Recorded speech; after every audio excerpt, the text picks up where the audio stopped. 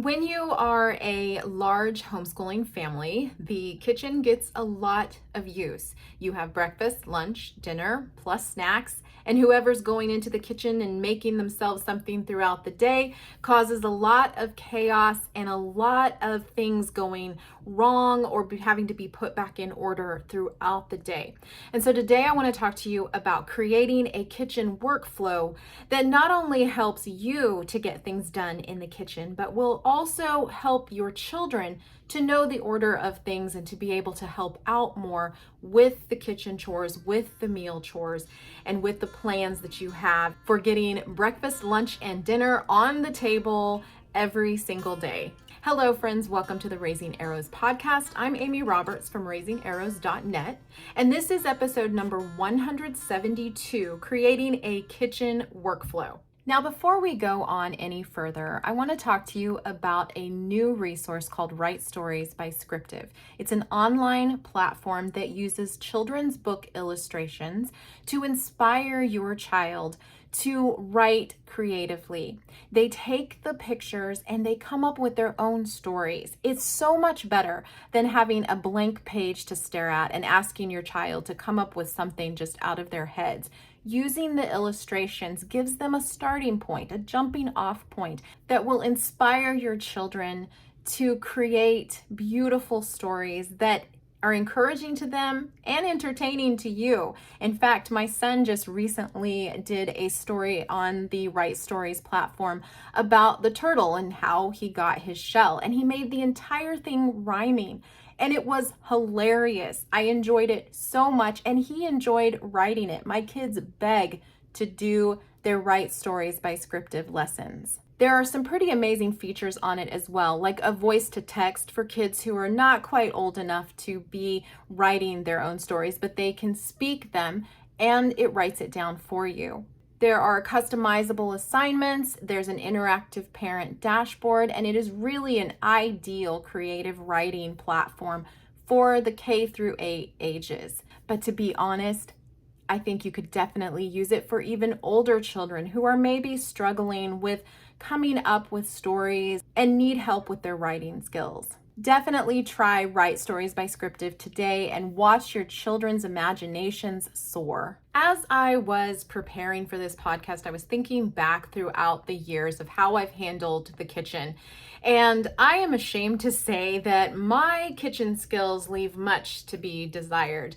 I wasn't really taught how to cook. I took a home ec class in school, but beyond that, I didn't really know what I was doing. I didn't really cook much because I was so busy. Mom just made sure that we had food and she didn't require a lot of us beyond that. So I actually left high school, went to college, not really knowing much about cooking. And in college, I ate Captain Crunch and Pop-Tarts and then whatever the cafeteria served me.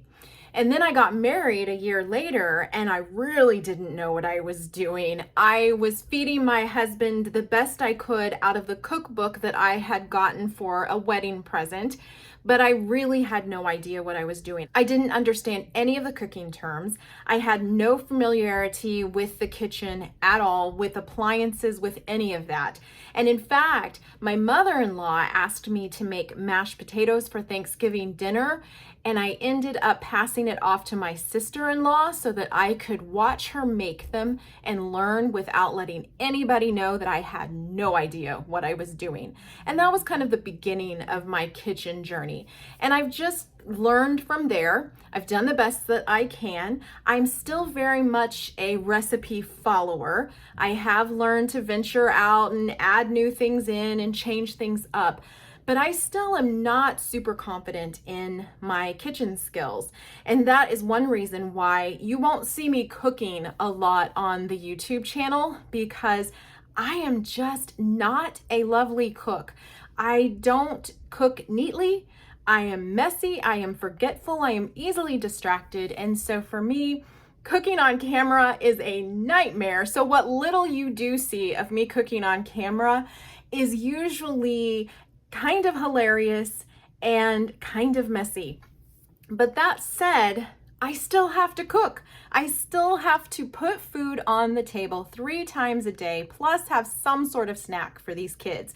They want to eat all the time, and I don't have a choice to not feed them. But I do have some other choices that have helped me along the way, and I have created a pretty decent kitchen workflow that works for our large family. And so I want to share with you how I got to that place, what it looks like, and also help you figure out how to create a workflow for your own family. First of all, as with everything that I talk about on this podcast, you need to think about the flow of your day. You need to think about how your day naturally progresses. The rhythm of your day is what I often say. So when you're making a homeschool plan, you are considering the rhythm of your day. When you're making a kitchen workflow, you are considering how is the kitchen used throughout the day. What meals am I cooking? How am I cooking them? What meals do we have over and over again? What time do we usually like to eat those meals? Who's helping me? Who's coming in and out of the kitchen? And so on and so forth. You want to look at the flow of your day so that you can decide when those meals need to be put into place, when you need to start cooking them, and how to best set up your kitchen for success based on your day, not on somebody else's day. We can watch all the YouTube videos out there that are super inspiring with someone who seems to be constantly in the kitchen, but if that's not what your day is like, if you're actually away from home quite a bit, or you have an aging parent to take care of, or you have a child who has appointments all the time, or you're in and out with different things, you have to take that into account. You cannot look at someone else's life and base your kitchen workflow, your house systems and routines off of their life.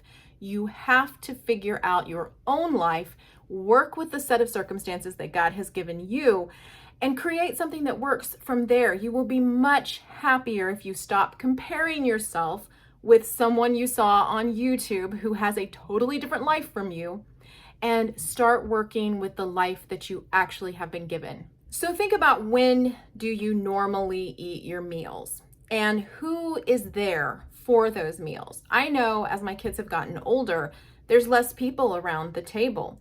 And we've had children who've had to move back in with us. We've had children who come home from college and live with us for a time and then they're gone again. So there's kind of this rotation or revolving door that has happened in my home. Obviously, holidays, when they're all here, that's a massive amount of people. We have guests and visitors quite often, so I have to think about that. But it's good to kind of have an idea of what each meal centers around, the time frame, what you're cooking, who's there. So for me personally, if I start at the top of my day with breakfast, we have never eaten breakfast together as a family unless it is brunch on a weekend. And the reason for that is because my husband's not a breakfast person. He rarely eats breakfast. He has never required anybody to make him breakfast because it's not his favorite meal of the day. So for us, that means that our family operates a little bit differently than a family who eats breakfast altogether. In fact, I do not wake the children up at a set time even. They straggle into the kitchen and get what they need and go sit at the dining room table. 2 or 3 at a time are eating together. A lot of times I go and have breakfast on the deck. Sometimes someone will join me there, and they're basically just getting up at their own time frame, straggling in, getting their own food, and then we make sure everybody is ready to go about 10 a.m. for morning time for our homeschool. So the kitchen workflow there has very little to do with breakfast itself, with the actual meal. Instead, I make sure that I have breakfast foods on hand for the children to easily make themselves. We always have eggs, milk, yogurt, sausage links, cereal, bread, jam, and so on and so forth. Sometimes we'll make some pancakes or waffles and have extra. Sometimes we'll make some French toast and have extra. Sometimes there will be a casserole that we had on the weekend that they can have for breakfast. But I make sure that there are things available and they eat as they wake up and make their own food. Now, obviously, when they were younger, They couldn't get their own food, and I do still have to help the 7-year-old. But even then, I did not make a big breakfast. I would just try to have things available for the kids to eat, and I would help them get their breakfast. I would feed the baby. I would make sure that I helped the toddlers, but they would get up when they got up, and I would feed them in shifts. Now, not super efficient, but it's the way that our family naturally ran. And rather than try to fight against that, which believe me, I did try for a number of years, I knocked myself out trying to be somebody else, trying to make our family run the way that a normal family ran, or maybe I should say a normal homeschool family, or what I thought was a normal homeschool family. I thought they all ate breakfast together and that was the only way to do it. And so I tried. It didn't work very well. And if you go back through the archives of my blog, you will see that breakfast has always been a difficult thing for me.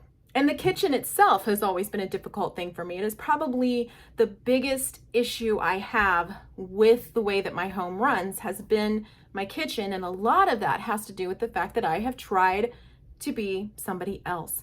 And that is why I am always preaching to myself when I tell you here on this podcast that you need to honor and respect the family that God gave you. It is a natural tendency for us to look around us and try to be like somebody else. Okay, so moving on throughout our day, we come to lunch. We started school at 10 a.m. and the kids have moved into their independent schoolwork. And then lunch kind of happens somewhere between 12 and 1. And honestly, lunch looks an awful lot like breakfast. Now, back when they were all little, I would make a quick lunch to feed everybody. It would be something like quesadillas, taco salad, leftovers, sandwiches, whatever it may be. I was putting it together for everybody and we were stopping everything and having lunch. Now that I have so many older kids who don't want to stop in the middle of their school lessons, they come in when they're ready to eat, rather than us sitting down for lunch.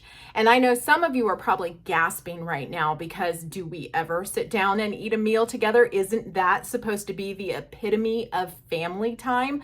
Doesn't every book and podcast and YouTube channel out there tell you that you need to eat a meal with your children every single day for the best parenting results? Yes, they do. However, those books and podcasts and YouTube channels do not take into account the fact that I am a homeschool mom and I am with my children nearly 24/7. They are not off at school all day long. So we are connecting constantly. It has nothing to do with the table and us eating at it or meals and making sure that we're all eating the meals together. Certainly, I do like to eat meals together, but breakfast and lunch are not when we do that. And it is not detrimental to my parenting because I am here all the time. I am weaving my way in and out of my children's lives all day long. So making sure that we eat each meal together around the table is not the thing that I'm focused on. I have to work with the way that our family operates. And now that they are older, we do morning time at 10 till about 11:30. They go off and do their independent schoolwork. And when they are ready, they straggle into the kitchen just like they did for breakfast. They make something out of the things that I have available, just like breakfast. So I have sandwiches and soup and leftovers. And then they eat their lunch, sometimes 2 or 3 of them at a time together. Sometimes I have made something and we all sit down together, but I'm not stressing about it because we lead a life that is much more fluid and flexible than that. And I have to lean into that. And often my husband is not here for lunch because of his job. So we continue to be quite flexible with the way that we do those 2 meals. Again, with snacks. Typically, they sit down with a snack about 4 p.m. when they're watching their TV time. It's snacks that I have on hand. They each kind of have their favorite go-to snack. I do often make things that they can have for snacks. Sometimes it'll be oyster crackers or cookies or homemade bread, and they will be able to take from that as their snack, but I'm not physically calling them to snack time to sit down at the dining room table for that either. All right, now dinner, where we actually do typically sit down together unless I have something I need to be doing outside of the house. And lately I've had a lot of things outside the house and I am feeling it very much so.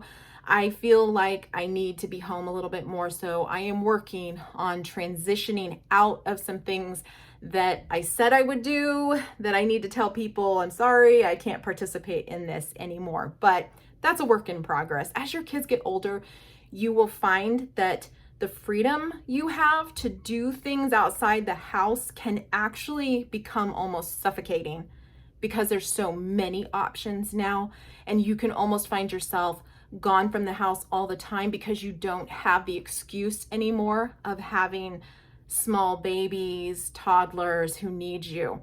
And so I am finding that in this stage of my life, where my youngest is 7, I am needing to learn to say no and to pick and choose what I do outside the house a little bit better than I have been lately. Okay, so for dinner, I try to have something on the table between 6 and 7 p.m. And that is because that's usually when my husband can make it home from work. He often is commuting to his job, and so I need to put something on the table a little bit later than some other people I know. When I was a kid, my mom always had food on the table about 5 p.m. We would not be able to do that. And you might have noticed my kids don't eat a snack until 4. That's because they're a lot of times eating lunch late, and then subsequently we're eating supper late as well. And then sometimes, especially when my husband wants to watch a movie, my children will eat popcorn with him. They make the popcorn themselves. I just make sure that they have the seasonings that they need. I often make their seasonings from scratch, and so I just make sure that those are refilled. I don't eat a lot of popcorn, and so that's kind of their thing, but that will sometimes be an evening snack for my family. So that is the flow of my day when it comes to meals. So think about your own meal flow as it goes from breakfast all the way down to the end of the evening. What does it look like? What are the normal times that you eat? If you're all over the place, we'll address that here in a second. But you tend to have a natural rhythm. You tend to have something that just feels right when it comes to how you do the meals. You also tend to have something that just fits with how you do things. And if you really work with how things fit into your day, rather than, again, trying to be somebody else, it's going to be a much better kitchen workflow. Okay, so the second thing you need to do is think about the problem areas that you have.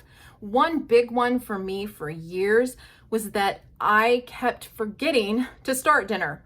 So for many, many years, in fact, until just recently, I had a timer, a reminder on my phone that went off every day at 4 p.m. and told me to start dinner, because I would literally get so involved with whatever I was doing that I would forget to start dinner, and then I wouldn't get anything on the table that was worth much, and it would sometimes lead to us having to go out and get something because I just hadn't gotten it started. So putting that reminder on my phone was a trigger for me to go to the kitchen and figure this out so that we can eat something decent and healthy. Perhaps one of your issues is not having the right foods in the house. You might have noticed that for a lot of our meals, we are just simply pulling from the pantry or refrigerator or freezer.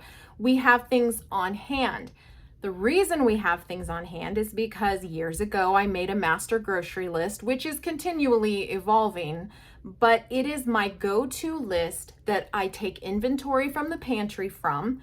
That's how I make my grocery list. And when I go to the store, I make sure that I am always restocking the pantry, refrigerator, and freezer with the foods that my kids are going to need to eat and that they can pull from and make for themselves. If you don't have the food on hand, there is no way they are going to be able to do any of that on their own. So if one of your problem areas is that you really need your kids to make some of their own meals, you've got to have the resources and ingredients for them to do that.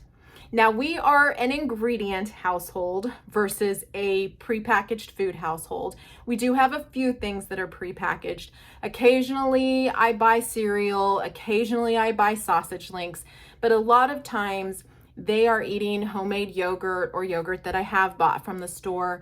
They are making themselves eggs, and they're eating bread that we already had made. So you have to make sure that either your kids know how to turn ingredients into food, or you have to make sure that you are doing that for them. But the big key element here is that you have to have the ingredients. And so if you don't seem to ever have the ingredients on hand, you probably need a master grocery list. Now, on my blog, and I'll leave a link in the description, I do have a master grocery list that we use. And like I said, it's going to be very personal and it's ever changing. This is one probably from a couple of years ago, so I can't guarantee what's on it, but it's food that we were probably eating a couple of years ago. It's funny how our tastes change and the things that we eat regularly change, and so my master grocery list then has to change. But if you want to pick that up, it's kind of a place for you to start. Not a place for you to copy, but a place for you to start from to make your own master grocery list so that you have those ingredients on hand for your family and your family's favorites, your family's needs, whatever it is you need to have on hand to make your kitchen workflow more successful. So what are some other problem areas? Maybe it's the fact that when you cook, you always make a mess. Don't you love that? I really wish I could cook without making a mess. I also wish my kids could eat without making a mess, but they can't, and that's just not the nature of things. But if you are finding that that is something that is driving you up a wall, you might need to implement some table chores. You might need to get the kids in there helping. You might need to divide the tasks. Write them down, create a system. On my blog, I have a table chore chart there where you can see how our family operates and the different chores that I have listed out so that we all work together to reset the kitchen after every single meal. Without that, I would have a perpetual mess because it is really difficult, especially when you're cooking for this many kids. It's really difficult to do all the prep, all the cooking, all the serving, and then all the resetting. It's too much for one person, and so we all need to work together for the economy of the household, and so we have table chores. So if that's a problem for you, look into creating a system that helps with the workflow. Another thing you want to look at is figuring out which meals you don't actually need to cook. I remember shocking someone at church one day by telling them that I don't cook on the weekends. I rarely cook on the weekends unless it's something I want to do, like baking some bread for the week or making some sort of special dessert. I don't cook on the weekends. That's when I take time off. And she said to me, "How do your kids eat? Doesn't your husband get upset that you haven't cooked a meal?" I'm like, "No, we're eating leftovers. We're eating things that are super easy to pull together. I don't need to be cooking on the weekends." I had found ways to not have to do that. Now, I do a little more cooking on the weekends now that they're older, but one thing that has definitely changed since they were younger was that I don't cook all the meals. I really basically only plan dinner when it comes to a weekly meal list and have the food on hand that they need for breakfast and lunch. So I'm not cooking breakfast and lunch. I'm not cooking snacks. I'm only cooking and planning for dinner. Now, I say planning for dinner. I actually am planning, as I said before, to make sure that I have the food for breakfast and lunch, but I'm not meal planning for those meals. We have the same things. The kids can get whatever they want. Dinner is more specific. Now, I don't plan Monday, Tuesday, Wednesday, this is what we're having.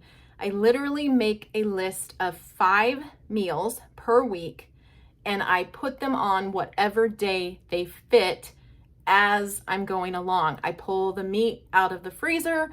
I make sure I have everything on hand. If I have a really busy day and I can't get to that more extravagant casserole that I thought I was going to be able to put together on Monday, I'll shove it on to Tuesday. I'll wait to do it for another day. I will simply cook the meals that I know I can handle as the day comes. But the list is there, the ingredients are there, and I know that that's something that I can make. Another way to do this is to simply pull the meat out of your freezer and make whatever you can from what you've pulled out. This is especially helpful if you have things that are needing to be used up and you need to plan around that. So pull those things out and just make sure that that's what you're making your meals from this week. So consider, are there any meals that you don't actually need to be cooking, that you can take some of that stress off of yourself? As a homeschool mom, there are a lot of things you have to think about. There's a lot of moving parts and there's a lot of pieces to your day. You don't necessarily need to add to them by creating more work for yourself, by having these elaborate breakfasts, lunches, and dinners. Think about what one of those could you take out this next week and see how it goes. Maybe you're going to make sure that you have a certain snack on hand so that you never have to make a snack. Maybe you're going to try breakfast because that's the most difficult time of the day for you to really get something put together. Maybe it's lunch because you're in the middle of homeschooling, and what are you going to do? Make sure you have some sandwich fixings on hand, and make sure that you put an older kid in charge of helping a younger kid if they need it. And then see how it goes. See if maybe you can get by with not cooking all of the meals. Okay, the final thing I want you to think about is your morning workflow and your evening workflow. And the reason for this is the best start to your day happens in your evening. If you get started the evening before, you can walk into that kitchen knowing that it's clean and it's ready for you no matter what the day throws at you. So I make sure that the kitchen is entirely reset the night before. All the dishes are done, the counters are clean and clear, and everything is ready. Then in the morning, I try to think through my day and plan out my day and figure out what meal plan kind of day is this. Am I going to be able to put a big elaborate dinner on tonight? If the answer is no, I need to look through what I have, get things ready, and do any prep work that I can do in the morning before things get crazy, or in the afternoon when people are kind of calming down and doing their own thing. This is particularly helpful if you have a baby, a newborn, a toddler who naps. Use nap time wisely. Now, if you need to take a break, sit down and take a break, but it only takes a few minutes to put together what you need for dinner, to do a little bit of prep work. I have found personally that whatever I can prep ahead of time makes my dinner time so much smoother. If I can have vegetables already chopped, if I can have meat already browned, if I can get a child to gather all the ingredients for me and set them on the counter, I am setting myself up for success in the kitchen. I told you I'm a messy cook. I am distracted easily. So I need as much prep work as possible. And so in the morning or the afternoon, I'm going to pull together as much as I can so that when I go to cook, there's not a lot of extra moving parts and pieces I have to orchestrate. I have a video coming soon about my typical morning workflow. And in my morning workflow, I'm feeding my sourdough, I'm refilling the ice maker and the coffee maker, I'm watering the plants, I'm doing all these things that I do almost every single day to set the day up for success. Add into that what you need to create dinner or whatever meals you're going to be putting together. Add that into your morning routine. Add that into your early afternoon routine. Don't wait so long that you're like me and you forget to put dinner on the table. You might need to set an alarm or a reminder so that you get those things done until it becomes autopilot for you. Doing this routine, doing this workflow over and over will eventually put you on autopilot. It will just be something you do. It's part of your morning. It's part of your evening. It's part of nap time. You have a workflow that is a no-brainer. You don't have to think about it all the time if you just practice it and practice it and practice it. Now, a couple of other quick suggestions from my own personal experience is that I often was finding at dinner time when I was getting ready to cook, my alarm went off, it's time for me to cook. I was getting distracted by children coming in and out. So what I had to do was choose one child to be the helper, if even that. Sometimes it's too much for me to even have that, and I just have to decide at the time, do I need a helper? Would it be better if I didn't? I put on music that does not have a lot of words and it's pretty calm, chill music. I put that on in the background because that actually helps me to stay focused. And then I purposely set my kids' TV time to that 4 o'clock hour so that I can work in the kitchen and they are entertained by the TV. Yes, I let the TV babysit them while I work. It helps me to be better prepared and less distracted, and it helps them to have something to do. They look forward to it every day. And so that is why I put that TV time at that particular time in my day. It was solving a problem. It was helping with my kitchen workflow. This might even be a great time for you to let your kids use Write Stories by Scriptive. Let them open up your computer and use the children's book illustrations to do some creative writing during this time, maybe even just across the room from you, so that you can kind of keep an eye on them, but you're able to keep focused on doing what you're doing. You can use the link down in the description to learn more about this really unique and wonderful way to get your kids writing stories and creatively writing using children's book illustrations. I hope that this podcast has been super beneficial to you to start thinking about how to create your own kitchen workflow that works with your specific family. And I pray that you have a blessed week and actually enjoy your kitchen this week. We'll see you next time.